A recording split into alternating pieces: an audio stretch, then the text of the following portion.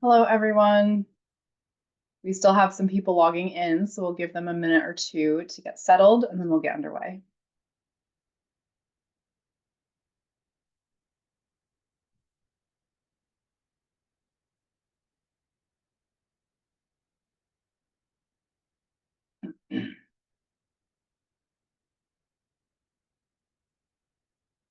All right. Welcome, everyone. Thank you so much for joining the Link Center today for this shared learning group focused on the topic of navigating the criminal legal system. I'm going to go over a few housekeeping items while we get started. The session is being recorded, and the recording and the transcript will be made available on our website. We welcome you to revisit the content yourself and share it with others. Attendees cannot see the names of other attendees, and all attendees are muted. Please use the chat function in Zoom to communicate with other attendees and hosts during the webinar. Be aware that your name will appear in the chat if you make a comment, and you can change your display name if you'd like by clicking the three little dots next to your name and selecting Rename. We will have representatives from the Link Center watching the chat and responding throughout the session today. If you'd like to submit a question or a comment privately to the hosts and panelists, you can do that by clicking on the Q&A function at the bottom of your screen. We do have live captioning and ASL interpreters present today. We will be spotlighting the active speaker and the ASL interpreter throughout the webinar. If you click on View on your Zoom screen, you can change the way you see the panelists. And if you're having any trouble with your view, please let us know in the Q&A and we'll try to help. So at this time, I'm going to hand the floor over to Dr. Stacy Nonamaker, who's going to get us started today. Stacy, the floor is yours. Hello, everyone, and thank you so much, Stephanie.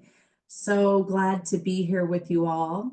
Thanks for making the time and joining us. We're very excited to hear from you as we talk about the topic of navigating the criminal legal system. As Stephanie said, my name is Stacy Nonamaker, and I am with the partners at the Link Center who's hosting this shared learning group today. The Link Center is a project of national significance funded by the Administration for Community Living, or you may know them as ACL. For a visual description, I am a middle-aged white woman with glasses, straight shoulder length, 30 brown hair. I'm wearing a black, brown, and white patterned sweater sitting in front of a white Zoom background. So if you don't already know about the Link Center, or if you haven't yet checked out our website or haven't checked it lately, here is the QR code that you can take a picture of and jump up on our website, or this link on your screen will also take you to our website. It'll tell you a little bit about who we are, who else is involved in the Link Center. The chat also has the link if it's easier for you to click on that and get to the website. What we're trying to do with the website is put information, trainings, resources up there so that we can figure out how to better support people who have co-occurring conditions, people with intellectual developmental disability, brain injury, and other disabilities who may also have mental health conditions. So we encourage everyone to check out the website, learn a bit more about what we're doing at the Link Center, and check back often because we are working very hard to find resources and information that would be helpful to you all and get that up on the website. So we're putting things up there pretty much monthly. So what are these shared learning groups that we do at the Link Center? Not sure if any of you have joined us before, but the shared learning groups, we host them quarterly, And every quarter we have 4 meetings around one topic. 4 meetings, one for direct support professionals, one for clinical professionals, one for people with lived experience, and one for families of people with lived experience. This is our last one this quarter, talking about this topic. And pretty much the information and the topic, of course, that we share during these shared learning groups is the same across all of these groups. We do change some of the information a little bit and change some of the discussion questions for each group so that it makes sense for the people that we're talking to. The shared learning groups are really come together as a collaboration from the Link Center partners. We have many, many partners. Some of them you'll hear from today. And these partners include people with lived experience, researchers, and people who work on policy issues. We do record every one of these shared learning groups and we transcribe them. Transcribing means that we write down all the words people say in the meeting so that recording, the materials from shared learning groups will all be made available to everyone because we're going to put them up on the Link Center website after the meeting, and we encourage you all to share with others. So what are we going to do today? If you haven't already, we would love to know who's joining us. So take a second, if you can find the chat there and put your name in the chat. Let us know maybe what state you're from, any groups or associations or memberships you may have. Again, we just want to know who's joining us. It's always nice to hear from you all. So we're going to talk about why did we decide to talk about this topic, about navigating the criminal legal system. As we talk about that, we're going to share resources. We're going to share some other information related to navigating the criminal legal system. And then at the end of our time together today, we're going to do a group exercise. So we're really going to want to hear from you all, really understand your experiences as we talk about a situation or a case or a scenario that we put out to you all. So we have some goals and outcomes of the shared learning group. And I really love the name Shared Learning Group because the emphasis for us is on the shared part. So at the Link Center, we want to share with you what we're thinking about and what we're doing related to navigating the criminal legal system. You will learn the importance of supporting someone to navigate the criminal legal system, and you will hopefully know where to find resources about navigating the criminal legal system. We're really hoping that we will learn from you all about what you think about supporting someone to navigate the criminal legal system. Hopefully you will help us identify other resources and information that we didn't know about yet. And hopefully we can take that information, those resources, and vet them and put them up on our website. And like I said before, when we do the group exercise, you will help us come up with some ways or some share some of your thoughts and thinkings around example situations that we present.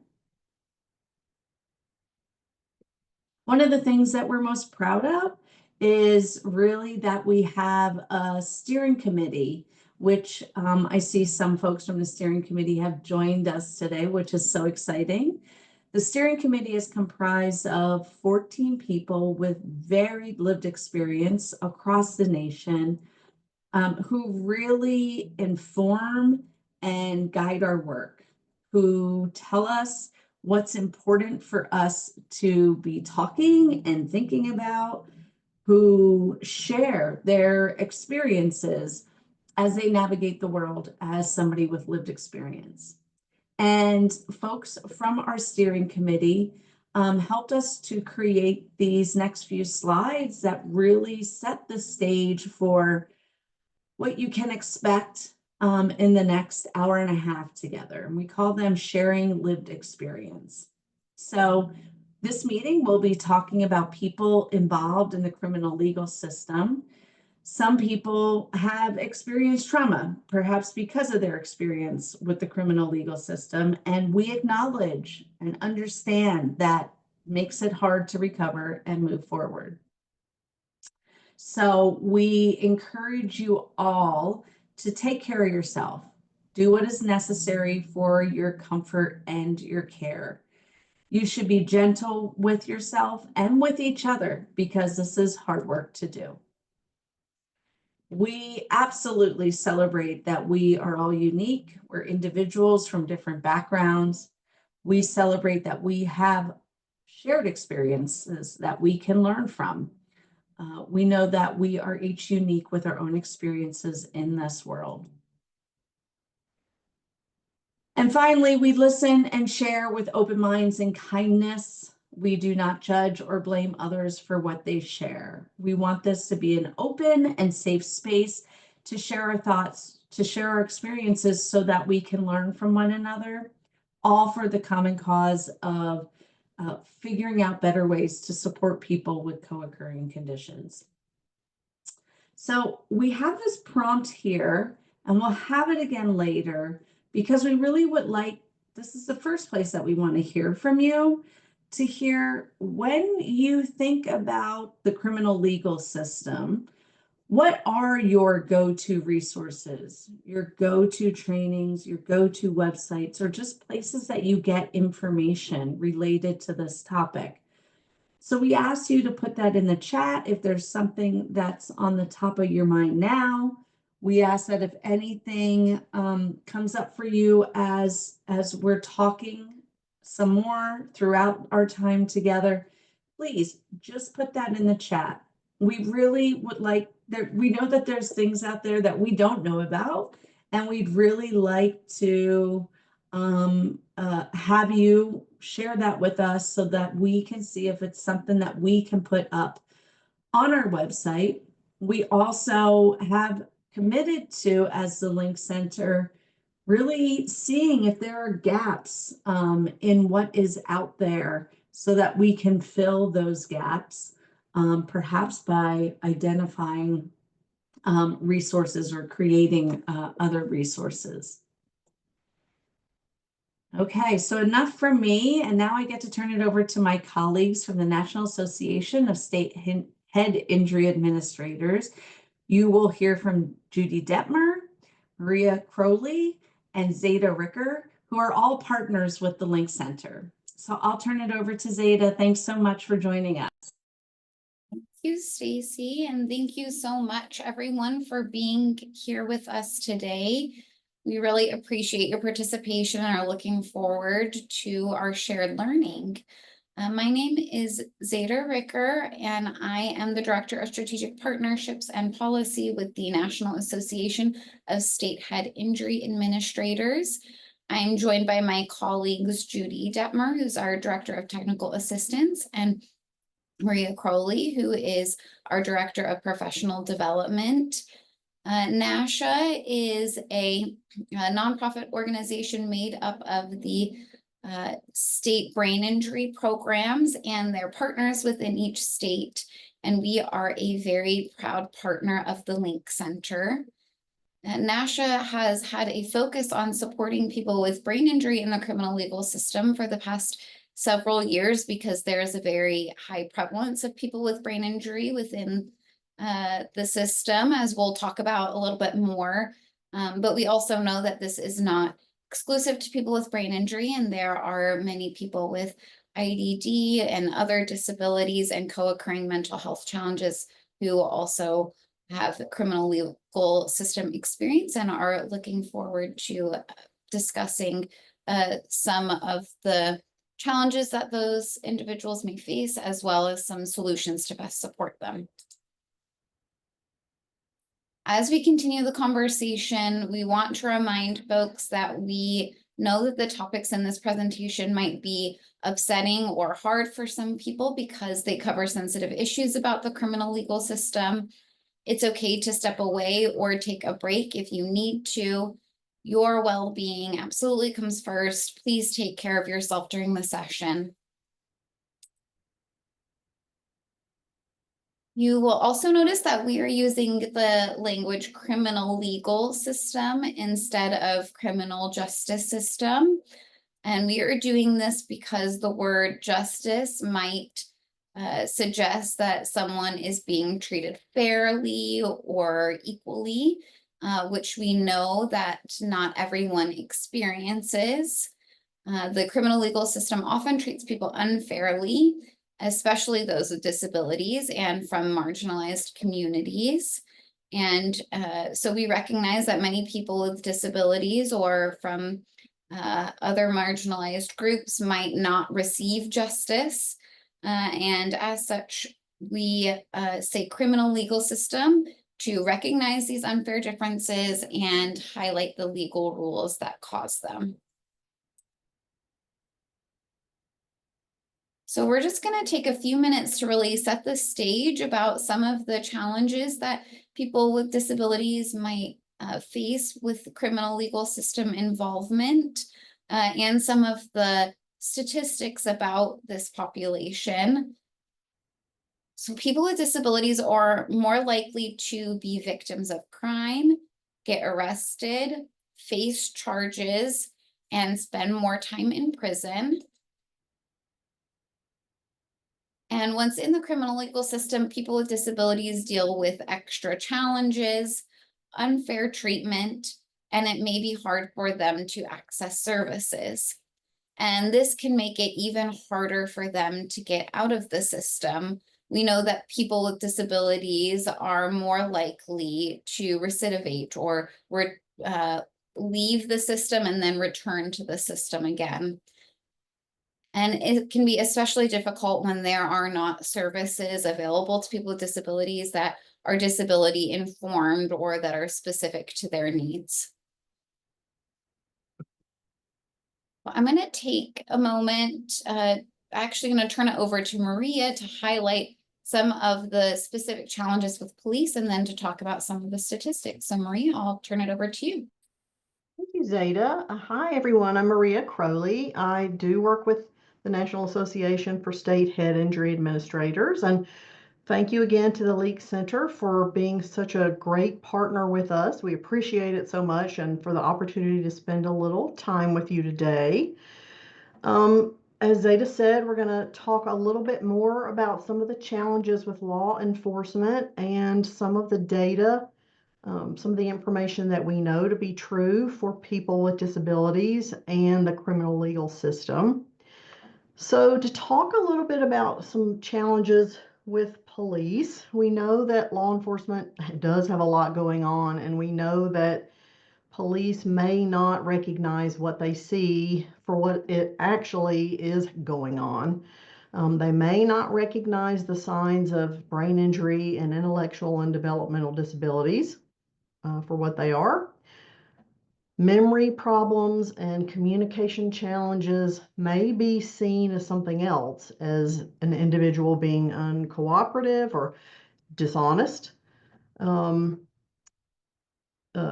Behavior that is irritability or impulse control may be viewed as something else, more like aggression. Police may misunderstand that people with brain injury or intellectual or developmental disabilities are communicating or reacting, and that may lead to unfair treatment.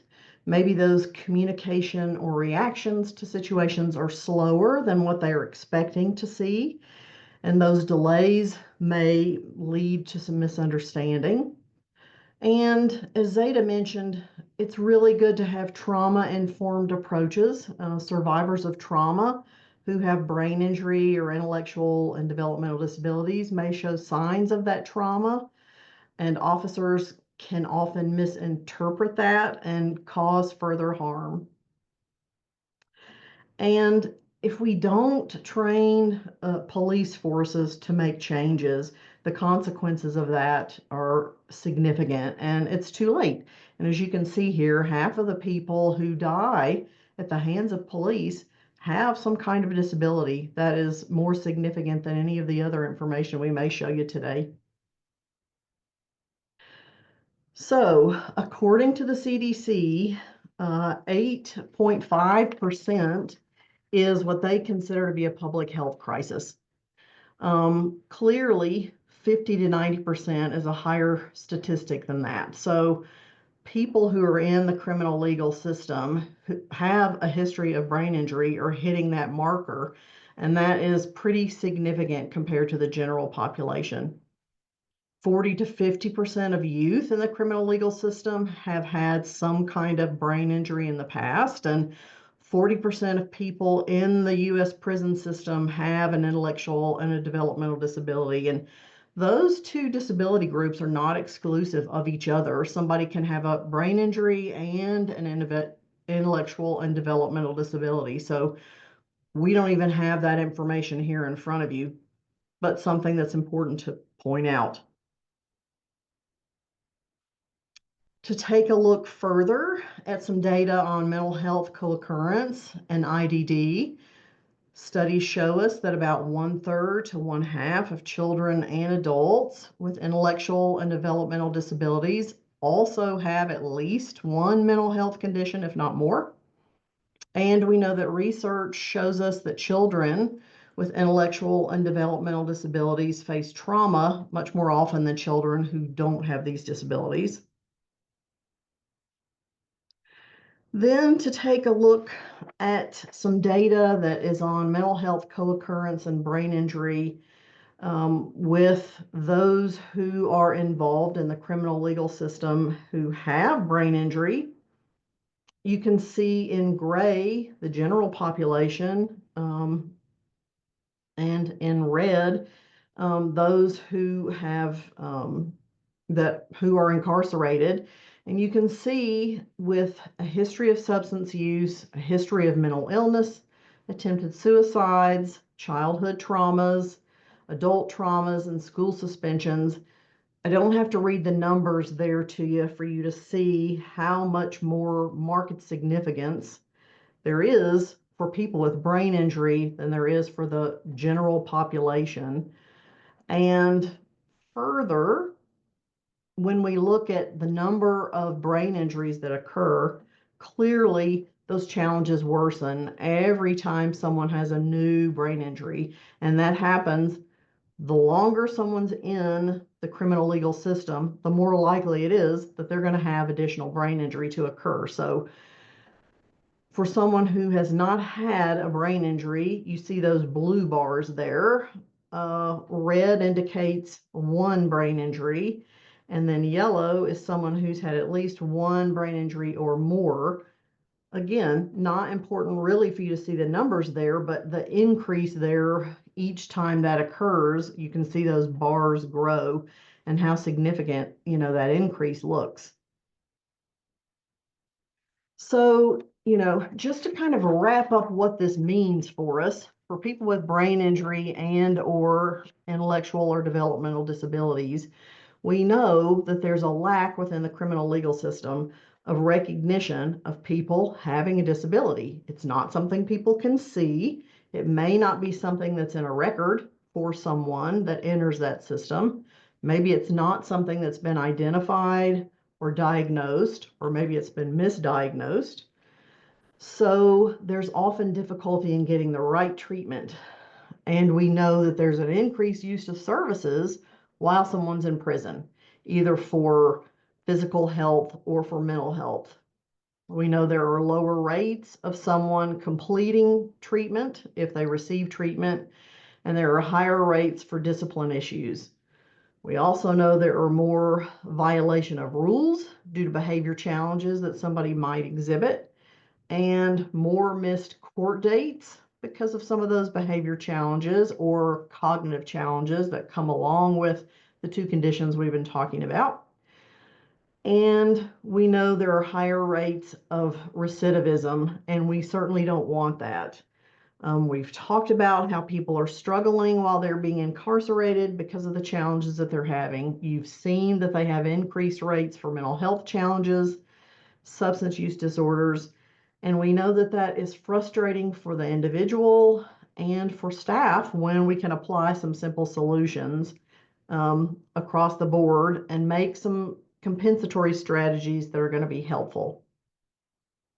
And Zeta, I'm going to turn it back over to you. Thank you, Maria. As we talk about some of the challenges that people with brain injury or intellectual and developmental disabilities or other disabilities might face, it is important to also consider the intersectionality of these challenges. Intersectionality means understanding how different aspects of a person's identity, like race, gender, disability, or sexual orientation, can overlap and combine to create unique experiences of discrimination and oppression. One form of prejudice can amplify another rather than being considered separately. So we want to recognize that there is a much higher prevalence of people of color within the criminal legal system. This chart highlights that Black, American Indian, and Latinx people are much more likely to be involved in the criminal legal system than their white or Asian counterparts. And this, of course, can lead to great disparities in supporting people of color within the criminal legal system. As we think about all of the data points that Maria just shared, it also highlights that there are very likely high prevalence of people of color with disabilities who have criminal legal system involvement. As we just highlighted, people from marginalized racial and ethnic groups are more likely to be involved in the criminal legal system. This can be especially challenging for Black people with IDD and brain injuries, as they are less likely to be diagnosed before they enter prison, and that can make it harder for them to access services. Women and transgender people, especially those from racial and ethnic minority groups, are often victims of trauma, and this may not be noticed or dealt with in the criminal legal system. Women and LGBTQ people with intellectual and developmental disabilities or brain injuries may face higher risks of gender-based violence, hate crimes, and exploitation. We also know that people with IDD are more likely to be survivors of intimate partner violence, and that they may are very likely to have a brain injury as a result of that intimate partner violence from blows to the head or loss of oxygen to the brain from suffocation, and that many of those people have criminal legal system involvement. These are just a few examples of the many ways that these challenges might intersect, and it is really important for us to understand how different challenges can overlap and to help everyone get the services that they need. While we have a lot of the data on the prevalence within the system, there are gaps in the research. There's not enough research on people in the criminal legal system with intellectual and developmental disabilities, brain injuries, or other disabilities or co-occurring disabilities and mental health disabilities. We really need more resources to be put into research to help improve the quality and the quantity of these studies.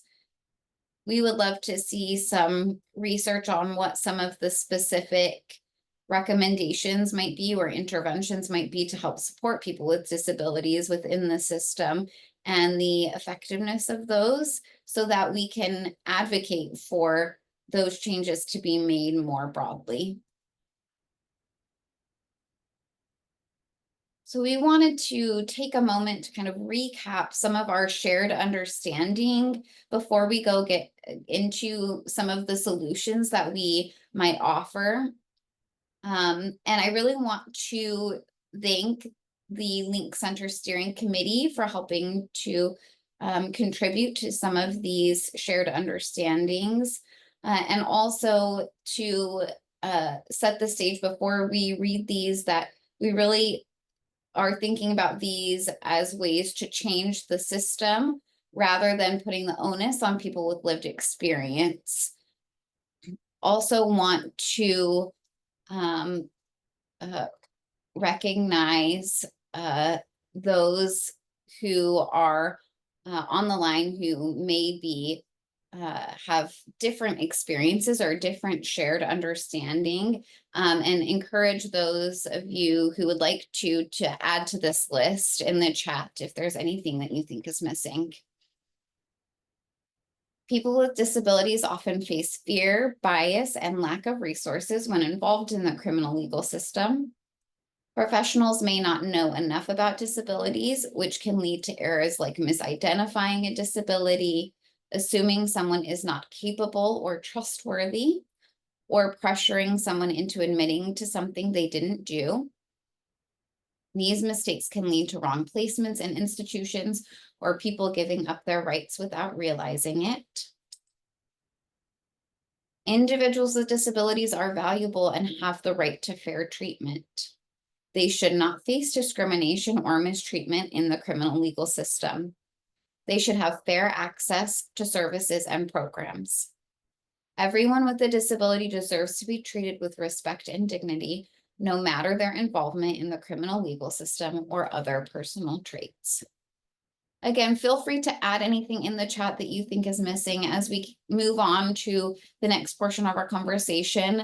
I'm going to turn it over to Judy Detmer in just a moment to share a video of someone with lived experience and to offer up some solutions, which of course are not inclusive of all the many things that we can do to better support people with disabilities.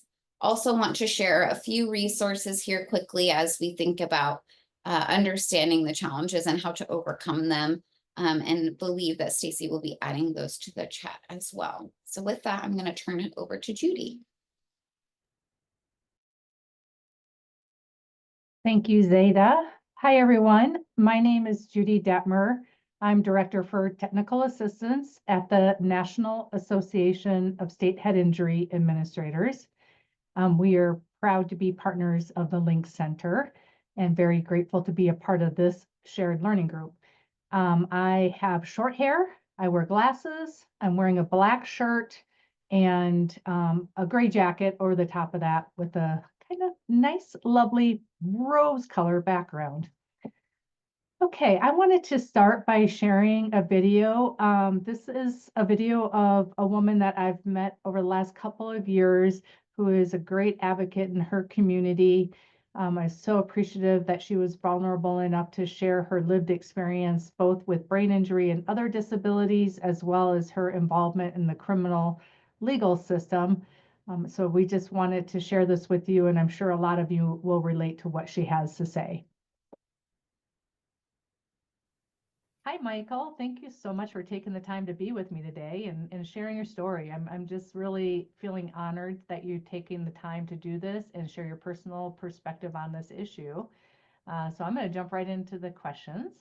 I wanted to ask you, can you share a little bit about your brain injury? Yes, ma'am. Thank you so much for taking your time to talk with me today. My life was dramatically altered by the consequences of experiencing severe emotional distress and sustaining multiple traumatic brain injuries. Unable to cope in healthy ways with personal challenges, I endured multiple head injuries, each resulting in significant periods of unconsciousness. These physical traumas, compounded by the existing burden of having a learning disorder, bipolar disorder, post-traumatic stress disorder, anxiety, and depression, severely impacted my emotional regulation. The result was a cascade of negative changes. I became easily agitated and hypervigilant, struggling to control my emotions. Anger became a dominant force, hindering my ability to communicate effectively and advocate for myself. Lacking knowledge about my condition and the appropriate coping mechanisms, I felt lost and overwhelmed.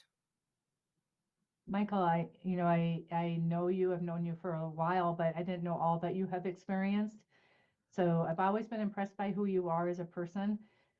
Your experiences definitely shape who you are, and I'm more impressed even now hearing more about your life. So thank you for sharing all that with us.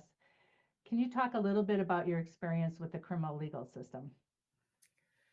While I deeply respect the work of law enforcement officers, my experience with the criminal legal system was profoundly negative.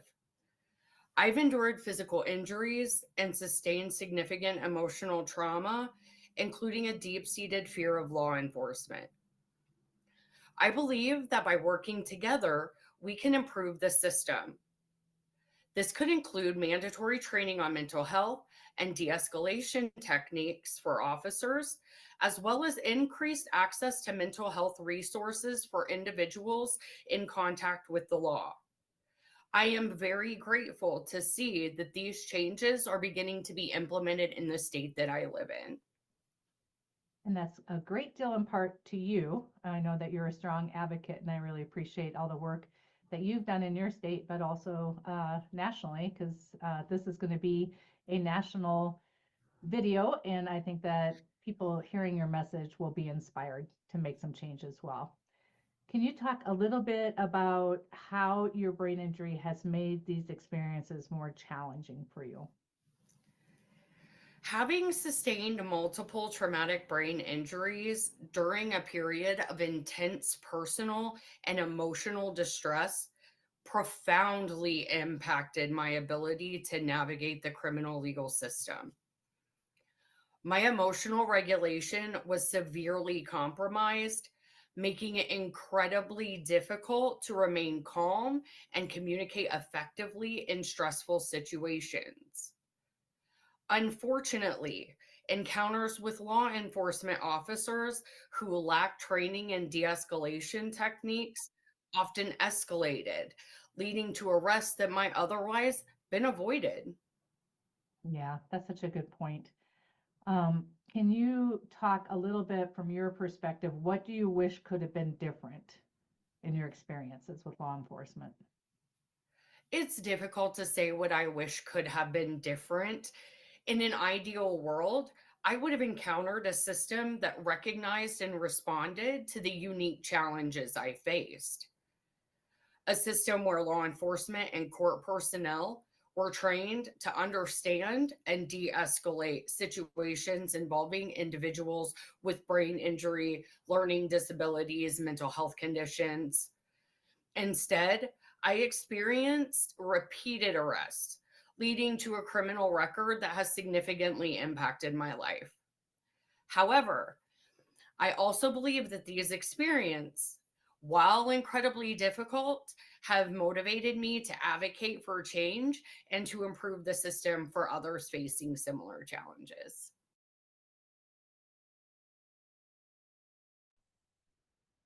Okay, I hope that I could kind of see the chats coming through. I know a lot of you it resonates with you, what Michael is saying. She really is a very strong advocate. She's a peer supporter who will be working with the Department of Justice in North Dakota to implement change. So it's just exciting to hear from her. Hi, Michael. Thank you. So now that we've talked about what the issue is, you've seen some of the data and understanding some of the gaps. We want to talk about what some of the solutions can be. So I want to start first by laying out the sequential intercept model. This was developed by Public Research Associates with the SAMHSA Gaines Center. And it's just a nice model to show how people move through the criminal legal system. I will say that this shows it in a linear fashion, but we know that people kind of move in and out of these intercepts, but it still is a great way for us to think about how do we affect change in these areas. I want to focus on intercept 0 that is where we really want to be making the change, because that's before engagement with law enforcement in the first place.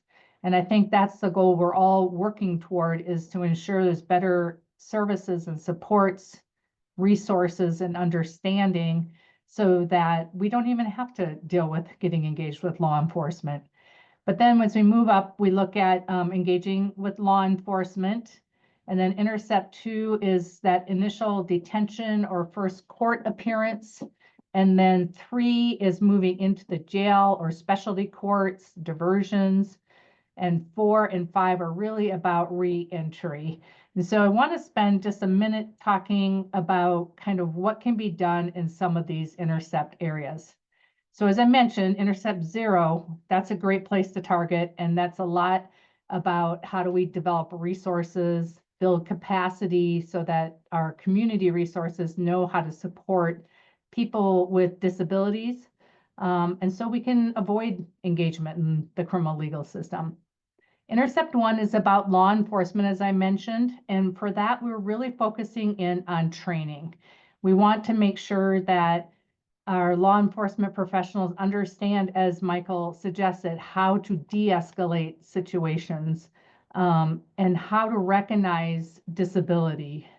So they won't be screening for disability, because that's not something they would have the ability or time to do in more of a crisis interaction, but to recognize the signs that someone might have a disability or behavioral health condition. This is also where we start thinking about models of co-responders. So people who have behavioral health experience along with people who are police officers to go out on calls together and appropriately respond.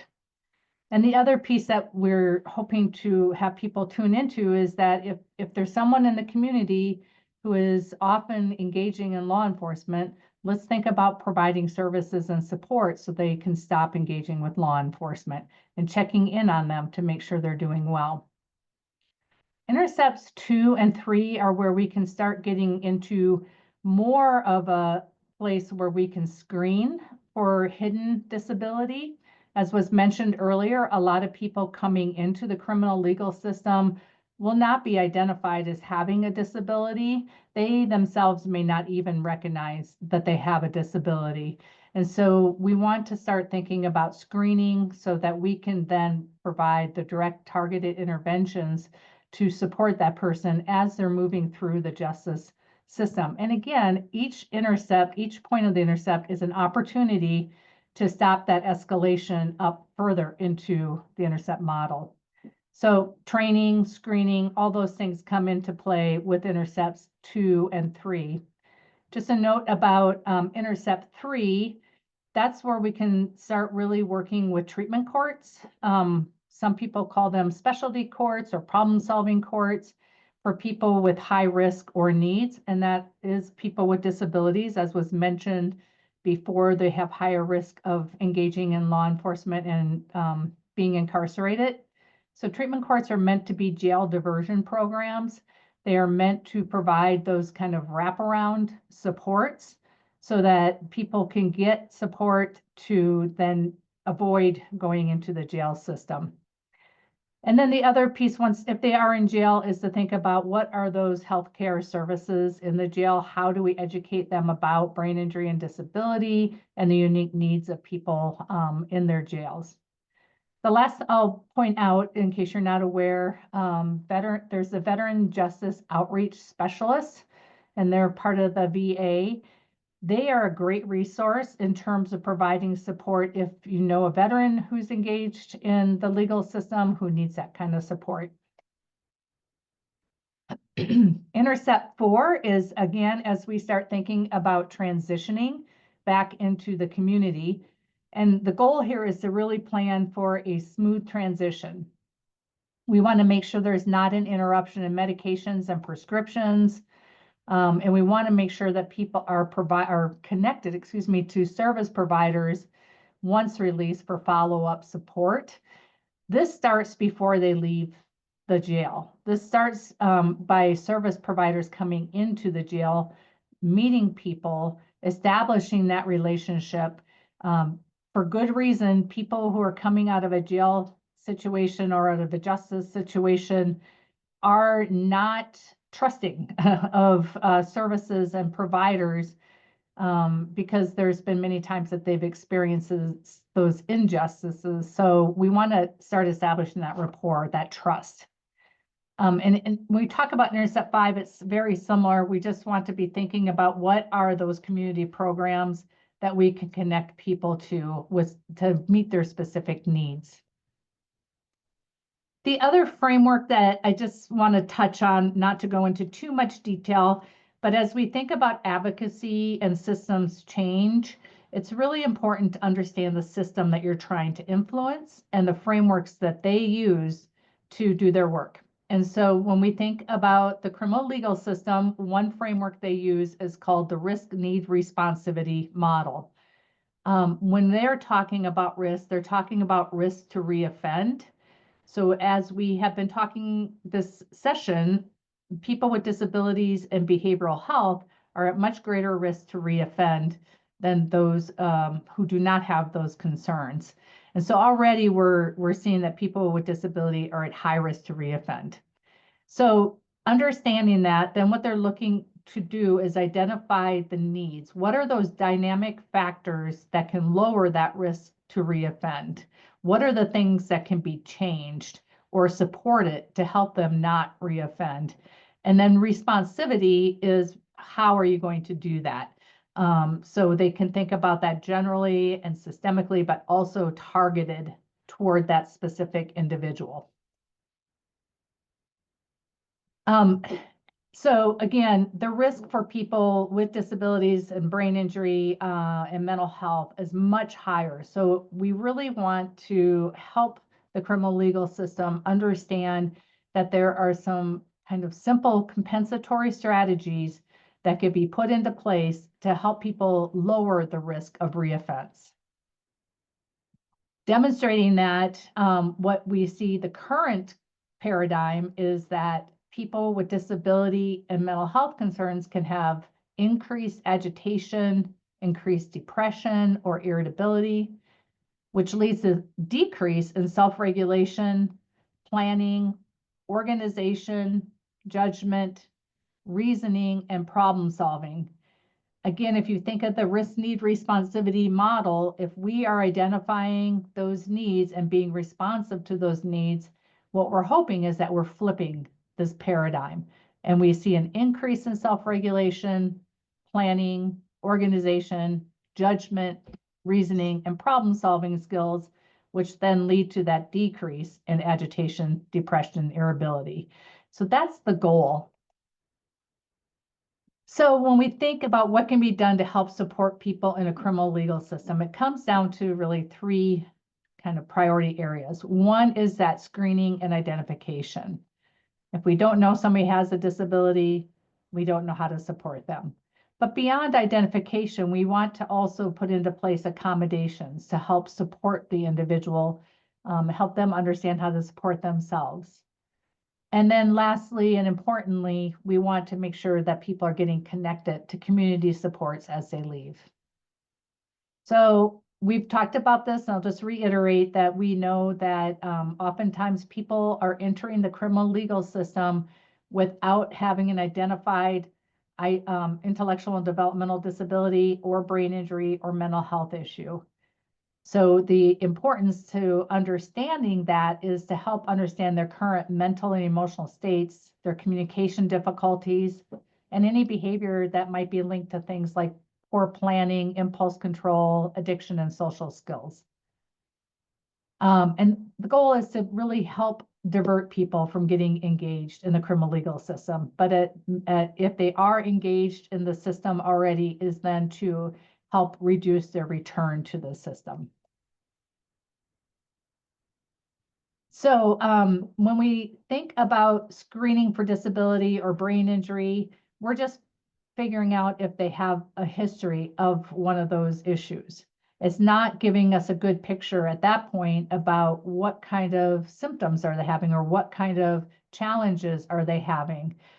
We want to know that so we can put into place really those adjustments and supports And again, so that that person can become a better advocate for themselves. They then start understanding what their challenges are. They know what they need to be able to do well, and they can speak up for themselves. So screening tools are best if they are evidence-based and easy to administer and free or low cost. We know we're working, when we talk about the criminal legal system, with a system that is already kind of overburdened. And we want to make sure that we are not asking them to do more work that is difficult to administer, either with time or cost. And Stacy put a link in the chat to some of those tools. Thank you, Stacy. So I want to just highlight one thing really importantly here, and that is we are talking about screening. We are not talking about diagnosing at this point. It's really meant to just give people an idea if disability or brain injury or mental health is part of the puzzle that someone is dealing with in terms of getting them the right support. So it's not diagnosing. It was mentioned earlier that people entering into the criminal legal system come into that system with a great deal of trauma. People with disabilities and mental health issues have higher links to trauma than those people who do not have those.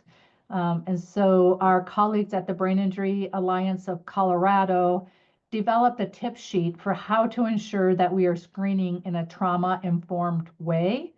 So some of that is just start by giving the client an overview of the questions that they'll be asked, and that way they know what to expect. Let them know that they only need to share information that helps identify any disability or mental health issue. And they don't need to share anything they're not comfortable with. Explain that after the screening, the results will be discussed. And if the results show a disability, the next step is to identify symptoms with the goal of really identifying what strategies can be put into place to help manage those symptoms, to help them get the support that they need. So the shared learning group has had 4 different audiences. And so we wanted to point out how each of those audiences can get involved in supporting screening within the criminal legal system. When we think about clinical professionals, it's really about integrating screening into their practice. So helping get them the tools, help them to understand the importance of that so they can start putting that into practice. For direct support professionals, is advocating for screening and then identifying challenges for the criminal legal staff as appropriate. And then if there's family members engaged, that they can advocate for screening as well and identify challenges for the criminal legal staff as appropriate so that they can add to and provide that support for the person in their family. For people with lived experience, it's really about that systems change. That self-advocacy and the importance to ensure screening happens, and so disabilities can be identified, and again, that you get the support that you need. Before I go into this too much, I want to just back up for a second about screening. So as you guys are thinking about advocating and your role in this, one thing to think about is when we talk about law enforcement, we are not talking about implementing screening tools, but what we are talking about is training and education so that they can recognize the signs and symptoms. I mentioned that earlier, but it's really important to reiterate that. Their role is public safety. And so we just want them to do that with a lens of thinking someone might be experiencing a mental health condition or a disability that they need to then change how they approach that person. Screening can again happen across the other points of that intercept. So once we've screened, the big question is now what, or so what? And so really what we are asking is that we're not asking people to treat the disability. It's more that we're asking them to understand a person has a disability and what those challenges might be so that they can address the challenges. And really, this helps to make disability and mental health clearer for non-professionals. and it empowers people with disabilities and behavioral health challenges and their family to speak up for the right supports. Again, that advocacy component. So the next few slides are about compensatory strategies. One thing I want to say is that we are looking at this being an example. This is not an exhaustive list by any means. We know that there are various needs that people with brain injury or IDD may have. So we're just going to use the one example related to language and show you a little bit about what that can look like. But more importantly, what are some of those simple kind of compensatory strategies that could be put in place? Just as a way of example, you can be thinking about other issues or concerns and think about what strategies might be helpful. One thing to note is that the Link Center is working on a resource with additional ways to support people depending on their different needs. So again, this is an example, but that'll be a more comprehensive guide. I want to stress that if I could wave a magic wand, that we would look at this in a universal way. Everybody entering into the criminal legal system is going to be challenged with different things. It is an overwhelming system. It is something that the language is different just because of jargon, terminology. Things move fast. It's hard to track and follow. So everything we talk about could benefit anybody moving into the criminal legal system. That being said, it is absolutely vital for people with IDD, brain injury, and co-occurring mental health challenges. Without them, they will not be able to be successful. So I said I was going to use the example of language, and let's start with what you kind of see, what you observe. One thing is you might see is that the person's not able to interpret body language. They may make inappropriate eye contact. They may have spatial awareness issues and invade your personal bubble. They may say too much or too little awareness of their behavior. They may say huh frequently, which could indicate that they're not understanding what you're saying. They're confused. Oftentimes people with disabilities are followers and they may struggle with sarcasm or abstract language. What we also see is that people withdraw. They may have poor, oh, I'm cracking up, Nicole. I'm from Minnesota and I know the A, so I get you. Anyway, they may withdraw, they may have poor grammar, so that may make it more challenging to understand or get their point across. They may be difficult to follow in a conversation. They may have difficulty staying on topic or navigating social rules. So these are just those examples of what I was saying that are universally good strategies, but important for people with brain injury or IDD. And that is just being direct, avoiding abstract humor or sarcasm or metaphors, allowing for wait time for the person to process what's being said and to respond to what's being said, providing instructions or directions slowly and one at a time. Ask if it would be helpful to repeat or rephrase your message. Then for that, also just making sure you're checking for comprehension. And then the last piece, which is really important, and Zeta mentioned this earlier too, is that we want to let the individual know that their input is valued, their thoughts and feelings are valued. And just having disability alone, you all are aware that you're marginalized and often devalued. And we need to change that. And it definitely needs to be changed within a criminal legal system. So that's a message we want to encourage. The last piece, as I talked about the 3 areas that we can do to support people, is connecting them to community services.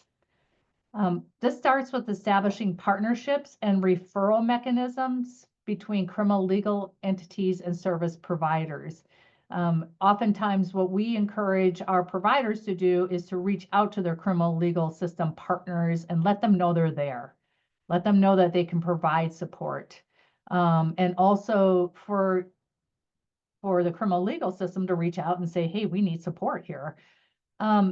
It's really important to recognize the unique needs of specialty populations, and those should be taken into consideration when making referrals. So thinking about it's essential to connect individuals to gender responsive services that are easy and accessible and flexible, easily accessible, sorry, and flexible. That we ensure access to victim advocacy services as needed. That is not something someone's just going to automatically know that they have a right to and that they can access. Services should also be culturally responsive to historically marginalized groups, such as those in BIPOC and LGBTQIA+ communities, who tend to be overrepresented in the criminal legal system. If you have not listened to the October Shared Learning Group recording, or maybe you attended it, I would encourage you do that. I think it gives a really good background and understanding that informs how we can support people through the criminal legal system. The other piece is it would be great if we could have targeted case management for anybody leaving the criminal legal system. And it's not just to give a referral. Here's a referral you'll need. Good luck. It's really to provide that intensive case management that helps people access those appropriate services. It involves directly assisting that person, like helping them do the paperwork or applications, helping them make the appointments, even get to the appointments, working through problem solving and developing advocacy. So again, thinking about the different groups that we have been meeting with, we wanted to share ways that you can ensure connection to community services is happening. So for clinical professionals, we suggest supporting people in accessing additional appropriate services or connecting to case management services. The direct support professionals may be the ones providing that case management services. And connecting people to additional resources. And then for family members, advocating for a connection to those community supports. Same again with people with lived experience, that we are hoping that you'll be a part of systems change. Self-advocacy may be important to ensure you receive those appropriate services. Okay, with that, I am going to turn it over to Wendy and Max to lead us through our group exercise. Thank you very much. So I am Max Barrows. I am a person on the autism spectrum, and I work for Green Mountain Self Advocates, our disability rights organization here in Vermont. And I will be walking you through an exercise that we will be doing to keep people thinking, and also to kind of ask questions that to keep in mind, or for you to answer for the exercise. Before I move on, would you like to introduce yourself, Wendy, or Sure. wait? Thanks, Max. I'm Wendy Morris. I work with the National Association for State Mental Health Program Directors, or NASHPD. For visual, I am an older white woman with long gray hair pulled back in a ponytail, a black turtleneck, glasses, and some dangly earrings today. Thank you. And I'll be reading the comments as you all enter into the chat. And for visual, I am a black man with short black hair, wearing black headphones. I have a black tie on, but I have a whitish blue dress shirt with like really thin blue stripes, with a white background with the Link Center logo on the top right. So here we go with the exercise, and the way this will work is we will present a scenario that talks about navigating the criminal and legal system. And what we hope is that we hear from you about how you think about this topic through this discussion around the scenario. And there are no wrong answers and ideas because we believe you are the experts of your own experiences and we want to hear from you. The Link Center wants to know what you are thinking so we can elevate things you bring up that we haven't thought about, and so we can take action on some things as well. You can raise your hand to come off mute and even come on camera if you want. You can write your thoughts in the chat or you can email us. We will put our email in the chat for you. And remember, if you need to step away or take a minute to regulate and calm, please do so. I also saw too that some people on the chat are from, Canada and Montreal, and I just want to shout out to them up there because I'm just south of you in the state of Vermont, if you've ever been. Anyway, here we go. Sorry, I had to do that.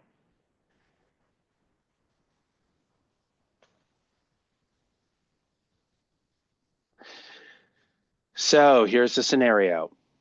Malik is a young adult with intellectual and developmental disabilities, IDD, and a history of depression.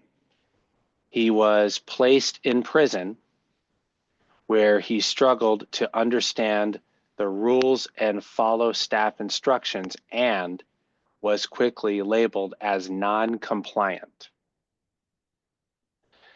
However, his disability and mental health needs weren't taken into account, putting him at risk of staying in prison instead of receiving the support he needs to thrive.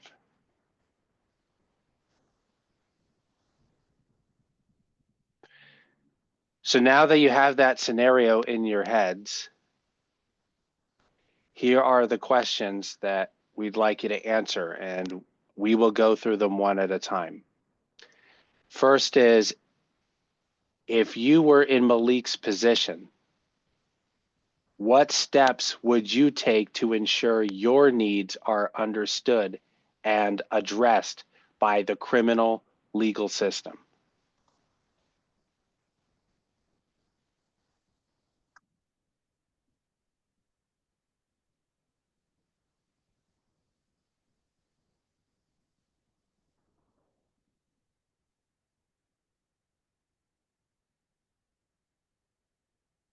Just give everybody some time to enter their thoughts into chat, or if you want to ask to come off mute and speak, we welcome that as well. One thing I would say is that if I've also had thankfully no criminal encounters, but I have had encounters with police with warnings. And well, it's expensive, but I've had to hire a lawyer who, thankfully, I found a lawyer who understands autism. And I discuss things with the lawyer, and I have a lot of insight into why I do things, why I get dysregulated. It sounds like Malik got dysregulated and doesn't say what he did, but he obviously did something during a dysregulation. And I would describe why I got dysregulated, why the prison system or legal system doesn't work, because it doesn't address the root cause. And I would try to figure out a way to remove the triggers and if there are triggers, find a way to calm myself down so that it doesn't happen again. But then again, the supports have to be put into place. It sounds like Malik doesn't really have a lot of support.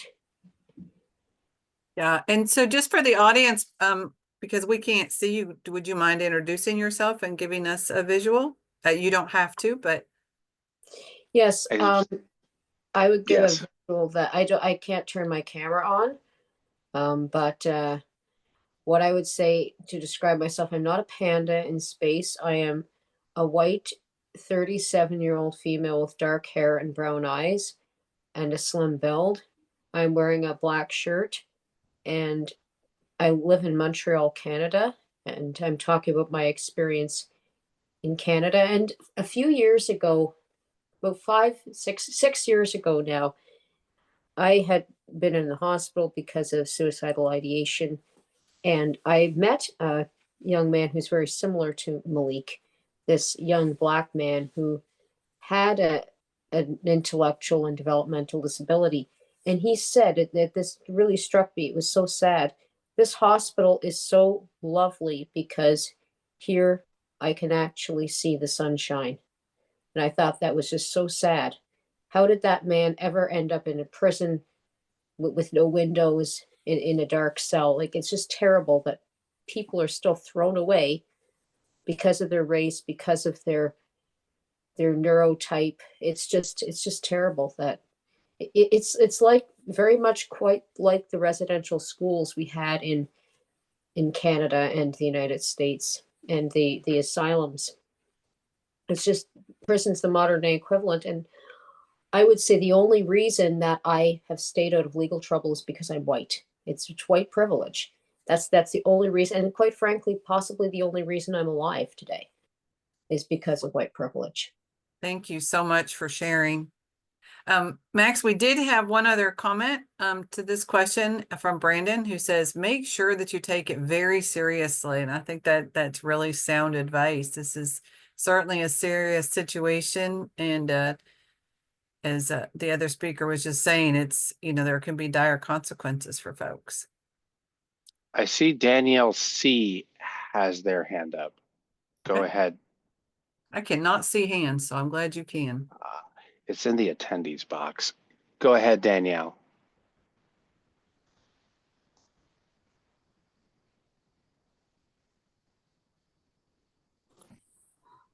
Hi, this is Danielle Cole. I'm a black woman with CP. I have short hair.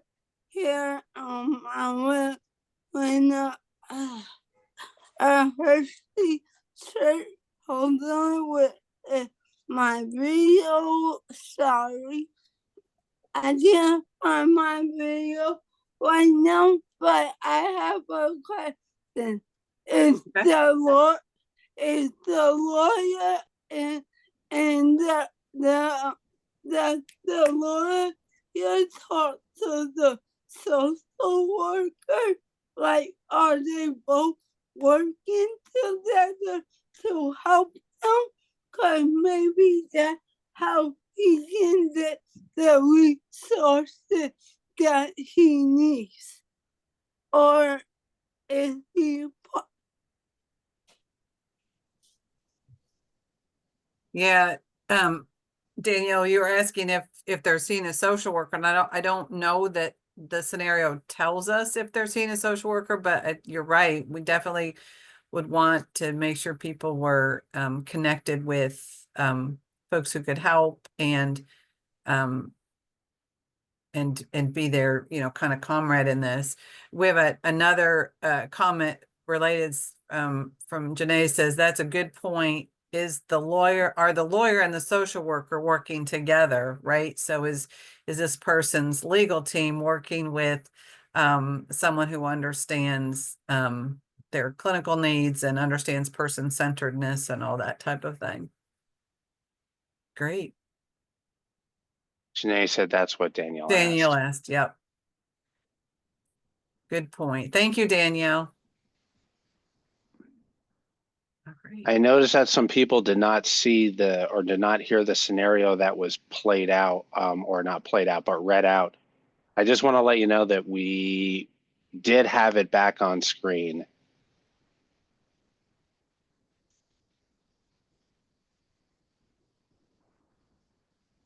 But I could quickly read it again in case people need that as an accommodation.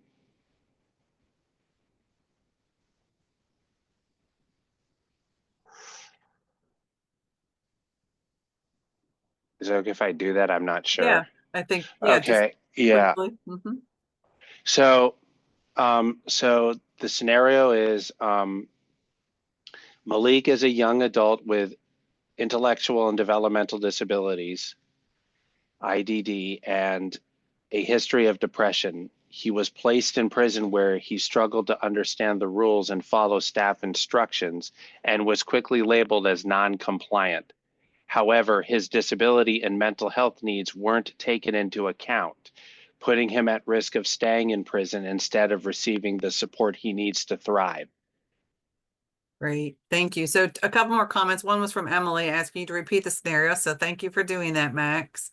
And then for Nicole, she said to add to Danielle's point, I would mention that detasking police by having a social worker come to Malik instead of police would have avoided this whole mess. So yes, we certainly would agree that it's good to, whenever possible, have someone other than the police to respond to a mental health crisis and get folks the treatment they need and try to avoid legal charges that come from those interactions at times. All right, we probably should move to the next question, Max. All righty. So the next question is, how would you involve family, friends, or community support to help create a plan for reentry that gives you the best chance of success?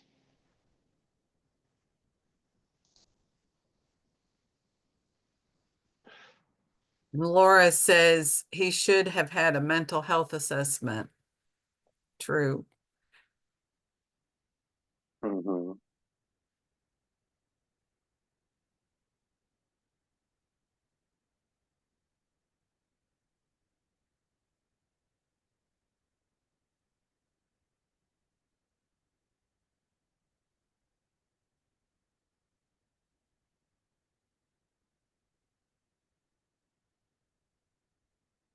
All right, then we have another, confirm with Malik which family he trusts and would like to add to the conversation. Yeah, exactly. We definitely want to be person-centered and ask the person, right, instead of just making our independent decisions who we want to bring to the table. So I love that person-centered approach that comment emphasizes. Mhm. So let's say we did that. We asked him and we have some names of trusted family or friends or community members. How might, just to repeat the question, how might we involve them to help create a plan of reentry that gives the best chance of success? Kim says further diagnoses and appropriate services. Mhm. And Monica says identify community response resources that can respond. And just for some of you making comments, you may or may not know that they're only going to the hosts and panelists. And so our broader audience can't necessarily see them. And that's okay if that was your intent, but just to make sure you're aware. Mhm.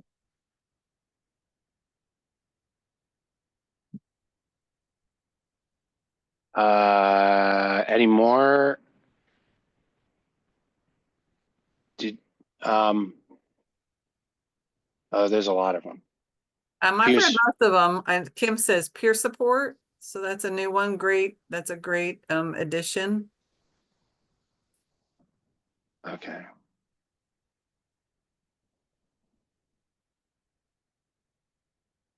But I think I've captured the rest of them, Max, unless you see one I don't.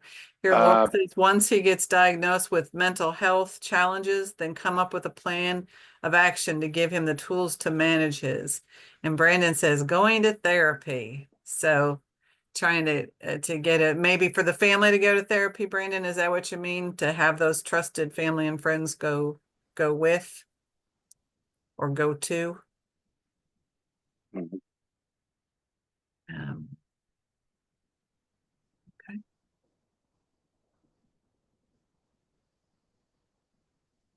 Anybody else?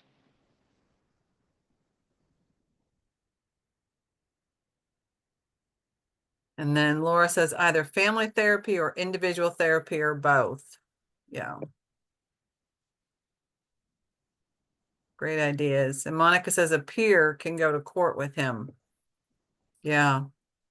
there are some states that are starting to do that, to have peer support specialists as working as navigators or in other roles in the court system, which is great.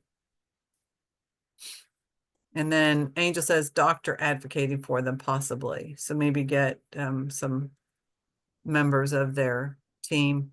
Emily says, find my understanding. The first part is make sure that if you are calling 911, make sure they know that you have special needs, first of all. Second of all, there should be a plan in place with a therapist or a case manager. There are many supports such as guardians, therapists, doctors, and different insurance managers like case managers and other resources. And Nicole says, yes, having a neurodivergent peer would get the neurodivergent experience. So that's back to having a peer in court. Better yet, she says, call 211 for a non-police response. I just want to say thanks for your input to Emily B. I thought she was having technical difficulties. Anyway.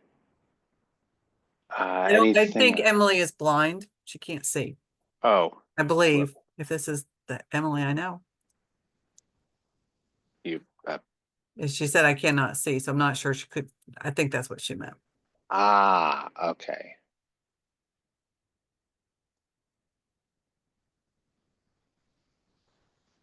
All right. Do we want to move to our last question? We can.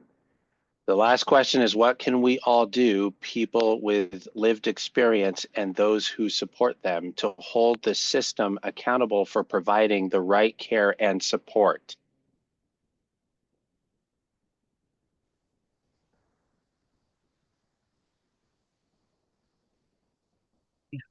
Judy says, those are good points, and remember to use 988 as well for crisis response.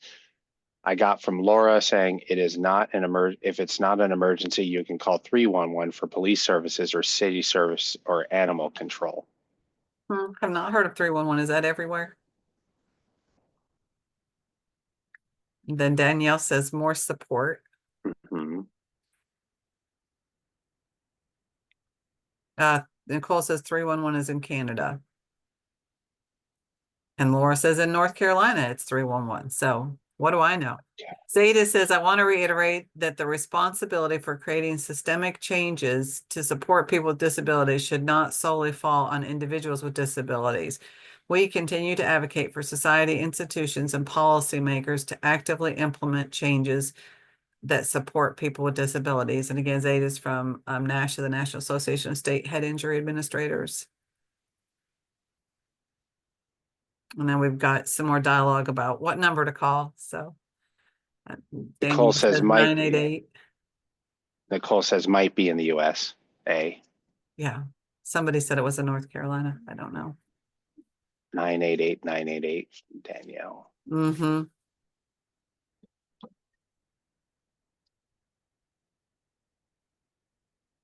So does anybody have I know Zeta said that her organization continues to advocate. Any other ideas on what we can do to help hold the system accountable? Laura says there is a phone number in Charlotte, NC called Just One Call for a reference directly for all kinds of services. Nicole says, I signed up for Toronto Police Services missing and missed implementation team after being misrepresented in a missing persons bulletin. Sorry to hear that.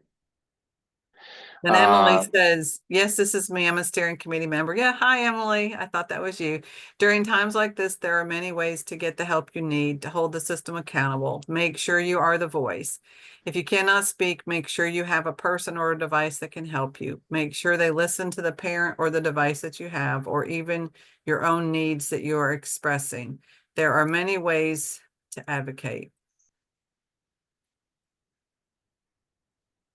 All right.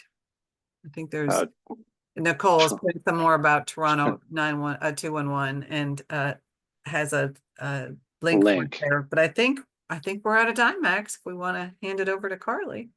Thank you so much, everyone, for your input. Great to learn from people's input. And on that note, I will turn it to Carly to close things out. Carly, take it away. Floor is yours. Thank you, Max. My name is Carly Winnie, and I am the Chief Operating Officer at NAD, an association for people with intellectual and developmental disabilities and mental health needs. I am a middle-aged white woman with gray and brown hair. I'm wearing a green sweater today and glasses. Thank you all for being here today and for participating in this great discussion. Please continue to add to the chat what your go-to resources are for training, websites, and where you get information and supports that will help us to develop materials and really inform us about where you go for information to navigate the criminal legal system. Slide. Here is the schedule of past and upcoming shared learning groups. You can find recordings, transcripts, and materials from past events on the Link Center website. The next topic will be developing regulation and coping skills, and that will take place in April. Slide. You can visit the Link Center website at any time. The address and link are here on the screen, and we'll drop it in the chat as well. You can also email the Link Center if you have any questions or suggestions of things we might want to include. Slide. We do have a quick evaluation that we hope you will complete. On the screen is the QR code. You can scan that with your phone, and we'll also put the link in the chat as well. It will also pop up when we close out today's meeting, and it will also be sent out to everyone in an email. Your feedback via the evaluation really helps us to make improvements and adjustments for future webinars and products. Thank you again for participating today. I'd like to extend a special thank you to our colleagues at NASHA. We'd like to thank Michael Cook for sharing their thoughts and experience. We'd also like to thank members of the Link Center Steering Committee for their time and valuable input in these shared learning groups. And many of you are also on today's call participating. Thank you also to the ACL and to all the partners for contributing to the preparation of and content of this meeting. That's all for today. I hope you all have a great afternoon, and thank you so much for taking the time to participate today.